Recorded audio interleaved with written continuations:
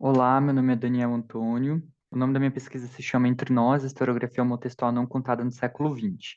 Fui orientado pela professora doutora Virgínia Maria Vasconcelos Leal, e minha pesquisa está vinculada ao projeto Diversidade na Literatura Brasileira, Conceitos, Resistência e Afirmações. A pesquisa tenta estabelecer uma possível relação entre a representação artística e a histórica da homossexualidade brasileira no século XX, presente 11 contos da antologia Entre Nós, do Luiz Sulfato. Focamos no impacto da heteronormatividade na vida dos personagens e almejamos entender o que levou os contos a serem classificados como literatura homoerótica pelo antologista.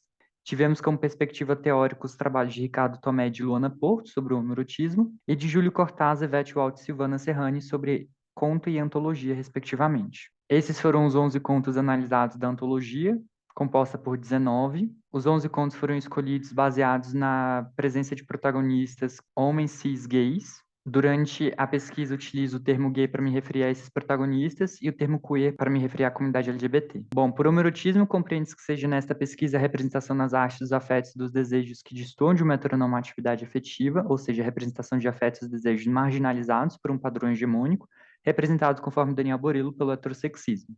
Nessa perspectiva, o homoerotismo ele foi trabalhado e é trabalhado na literatura de diversas formas, uma vez que os desejos e os afetos permeiam o campo das subjetividades do inconsciente. Também levamos em consideração a tese de Ricardo Tomé de que no século XX houve um certo afrouxamento moral em relação ao tema homoerotismo na literatura brasileira. Nesse contexto, a pesquisa traz três possíveis perspectivas de trabalhar o homoerotismo dentro da contística do século XX.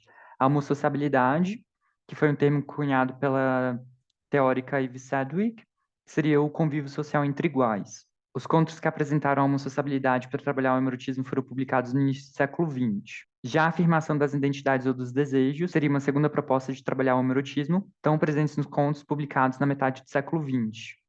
E, por fim, o homoerotismo também foi trabalhado em alguns contos com descrições de cenas de sexo explícito, que foram aqueles publicados no final do século XX. Dessa forma, a tese de Ricardo Tomé é ratificada, uma vez que os contos publicados no final do século XX apresentam cenas de sexo explícita. Por homotextualidade, compreende-se que seja uma nova perspectiva de trabalhar com personagens queer na literatura. Na homotextualidade, o discurso do personagem queer é valorizado no contexto narrativo. Esse discurso manifesta a individualidade dos personagens por meio de uma tomada de consciência do seu próprio discurso, sendo que essa manifestação se dá de forma explícita conforme a verossimilhança do texto.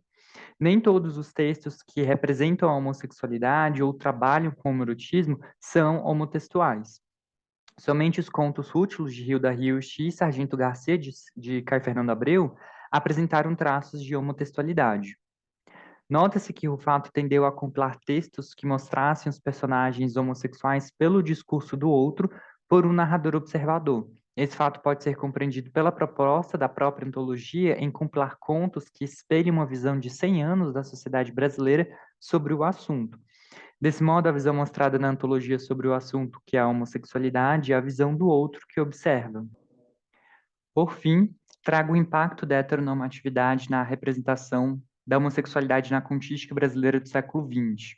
Aqui utilizo o trabalho da Luana Porto, publicado em 2016, no qual a pesquisadora sugere três tipos de representação da homossexualidade na contística do século XX: a homoafetividade sugerida, a homoafetividade revelada e a homoafetividade reprimida ou condenada. A pesquisa conclui que, apesar de haver diferentes classificações para entender a representação da homossexualidade proposta por Luana Porto, todos os 11 contos analisados apresentam uma certa repressão ou condenação à homossexualidade. Esse fato pode ser explicado pelo forte sistema heteronormativo no início do século XX, como mostram as pesquisas de João Silvério Trevisan e James Green. A pesquisa também propõe que a classificação dos contos como literatura homoerótica, pelo antologista, parte de um lugar de autoridade, como proposto por Yvette Waltz. Por conseguinte, como Luiz Sulfato pretendeu compilar textos que refletissem sobre o preconceito, a repressão e a violência, o homoerotismo considerado por Sulfato é baseado em narrativas que não só representam os afetos e os desejos que destoam de uma heteronormatividade afetiva, mas também em violências simbólicas sofridas por pessoas queer. Essas foram as referências utilizadas ao longo da pesquisa, e obrigado pela atenção.